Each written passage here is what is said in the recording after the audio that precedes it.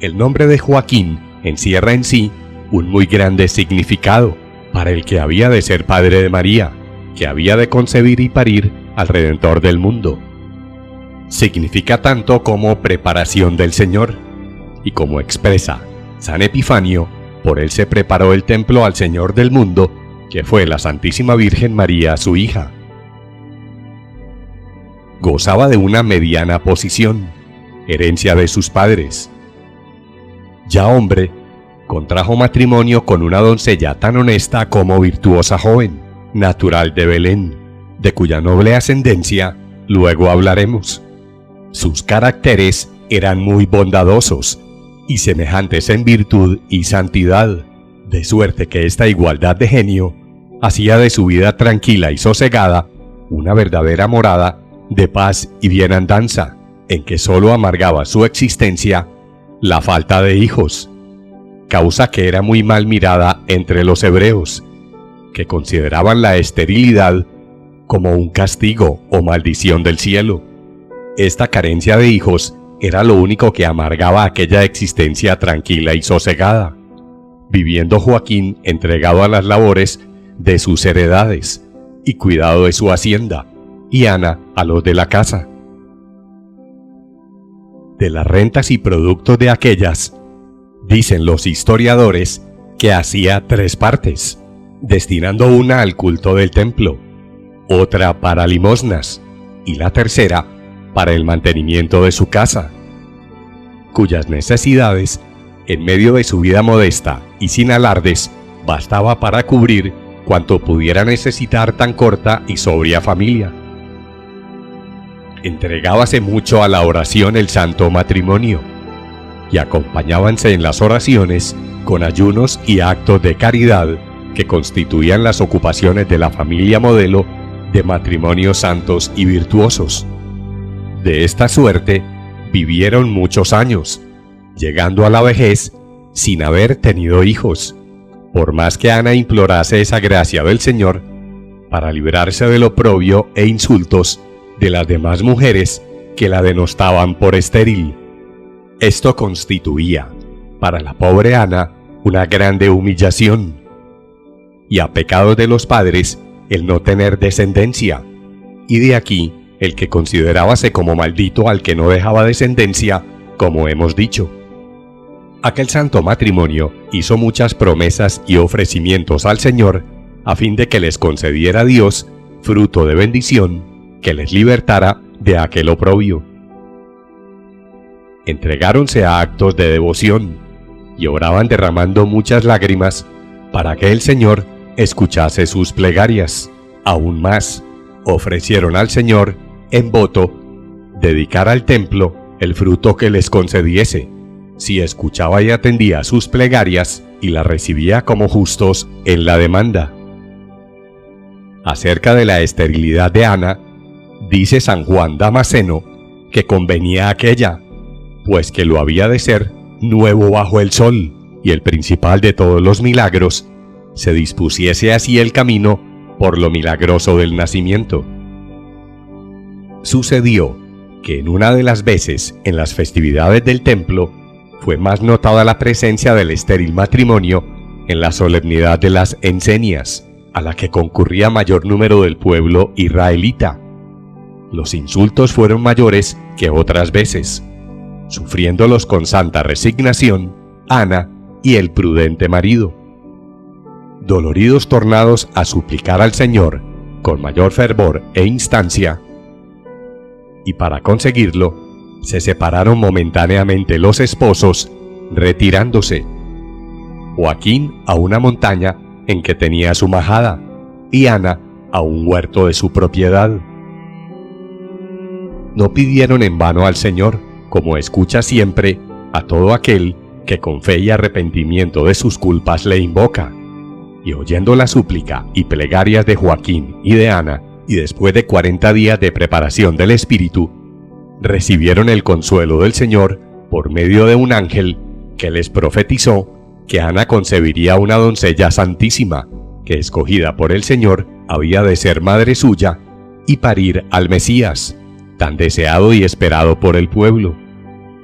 Al mismo tiempo que Joaquín tuvo la santa esposa, la bienaventurada Ana, igual revelación. Tornó Joaquín a su casa y confió a Ana su revelación, que confirmó aquella por haber tenido por otro ángel igual promesa hecha por el Señor.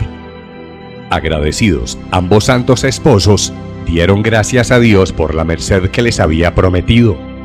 Lleno su ánimo de gozo y lleno de agradecimiento, y consolados en su aflicción por las promesas del Señor que había escuchado sus ruegos, quedaron tranquilos y confiados. No es fácil ni posible explicar lo que pasaría en el corazón de Joaquín y Ana con la promesa de ser padres de la que había de dar el ser al Mesías prometido. Esto es, cuanto a la vida del santo patriarca, padre de María, sabemos. Respecto de los demás actos de la vida del venerable Joaquín, los iremos relatando juntamente con la vida de María, por la unión íntima que siguen los hechos de la vida de padres e hija. San Juan Damasceno dice hablando de los que había de ser los padres de María: «Oh bienaventurada junta, Joaquín y Ana, a los cuales está obligada toda criatura, porque por vosotros ofreció el Criador aquel don que se aventaja a todos los demás del mundo, esto es, a su castísima madre, la cual solo fue digna de su Criador». Y añade más adelante: «Oh bienaventurado par, Joaquín y Ana, bien os dais a conocer que sois inmaculados por el fruto de vuestro vientre, porque como dijo una vez el Señor, de sus frutos los conoceréis. Hicisteis una vida agradable a Dios, y como era digno, hiciesen los padres de tal hija, como nació de vosotros. Cumplisteis vuestro oficio casta y santamente, y produjisteis el tesoro de la virginidad». Así el ilustre escritor expresa su sentir respecto de los padres de María Santísima, y concluye más adelante con estas hermosas palabras: «Aquel varón divino, Joaquín, y su mujer Ana, alcanzaron el fruto de la oración, porque por oraciones alcanzaron tener por hija a la Madre de Dios». 3. Nos hemos ocupado de la vida del santo patriarca, de su nacimiento, padres y de sus hechos hasta su matrimonio con Ana, y de los sufrimientos de estos ejemplares esposos por la carencia de familia que perpetuara su nombre, causa de los ultrajes que recibían por aquella infecundidad tan mal mirada entre los judíos. Y réstanos decir algunas palabras acerca de Ana, su esposa, que tuvo la dicha de ser madre de la más pura de las mujeres. Belén fue la patria de Santa Ana, y tuvo por padres a Estolano y otro nombre, Gaciro, y su madre llamóse Emerencia. Descendía también de la casa real de David. Contrajo matrimonio con Joaquín, y la vida de esta santa señora corre unida con la de su esposo. De los hechos de su vida poco podríamos decir, fuera de su gran virtud, de sus castísimas costumbres y espíritu de caridad que la animaba, y cuyo deseo de bien y bondad para con los pobres tanto la secundaba su virtuoso esposo. De las aflicciones e insultos que sufría el matrimonio por causa de su infecundidad, no hemos de repetir lo dicho al hablar de su santo esposo, y no repetiremos lo consignado respecto de sus oraciones, plegarias y súplicas al Señor para que les concediese un hijo, si así era su voluntad, y que el Señor colmó a mano llena sus virtudes, oraciones y confianza en la voluntad de Dios, dándoles la dicha inefable, la gran recompensa de ser padre de la que había de ser Madre de Dios, pura y sin mancilla, Reina de los ángeles y Madre y amparo de los afligidos. Acerca de la santa abuela de Jesucristo, según la carne, escribieron San Epifanio, San Juan Damasceno y también de ella San Jerónimo en su epístola 101, de la cual tomamos las notas del nacimiento de Nuestra Señora. También el Martirologio Romano hace mención de Santa Ana, y Gregorio XIII, en 1584, 12 de su pontificado, en 1 de mayo, dispuso que la Iglesia Católica celebrase la festividad de Santa Ana a los 26 de julio. Por la oración constante, por su devoción de espíritu y confianza en las bondades y justicia de Dios, consiguieron la inapreciable dicha a que como fruto de su fe y oraciones los hizo acreedores ante la bondad de Dios de la gran merced de ser padres de la que había de quebrantar la cabeza de la serpiente y ser la corredentora del mundo.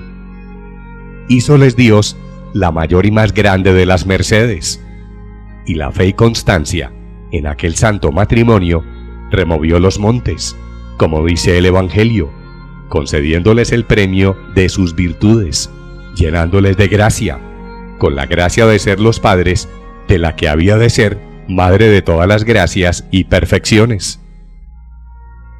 San Juan Damasceno, San Epifanio y San Gregorio Niceno atribuyen, y con razón, como fruto de las oraciones de Joaquín y Ana, el inapreciable tesoro con que Dios les colmó de dicha por el nacimiento de la pura e inmaculada María, libre del pecado original, perfección de todas las perfecciones y espejo de justicia.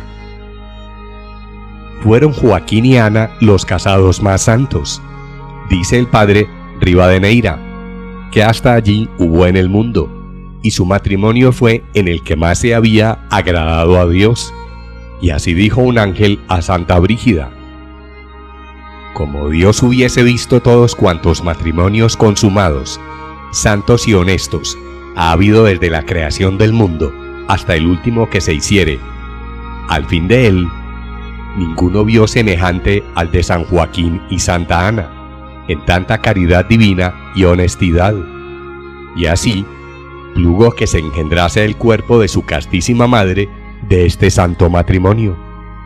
Concedióles el Señor, por sus virtudes, esta inapreciable dicha, y por ellas vemos a cuánto alcanza el poder de la oración y honestas costumbres ante la mirada de Dios, y como recompensa a quienes con fe y el ejemplo proclaman su grandeza y consiguen de él cuanto a nuestros deseos apoyados en la fe, desean su apoyo y protección en nuestros dolores y quebrantos terrenales, con los que se purifica nuestra alma para hacernos dignos de su grande misericordia.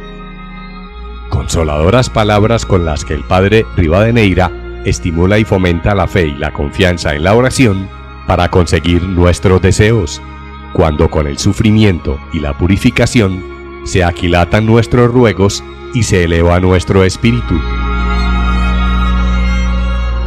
Y llegamos así al final de nuestro capítulo de hoy. La invitación es para nuestro próximo programa. Los esperamos entonces. Que Santa María de la Paz los acompañe y gracias por su atención.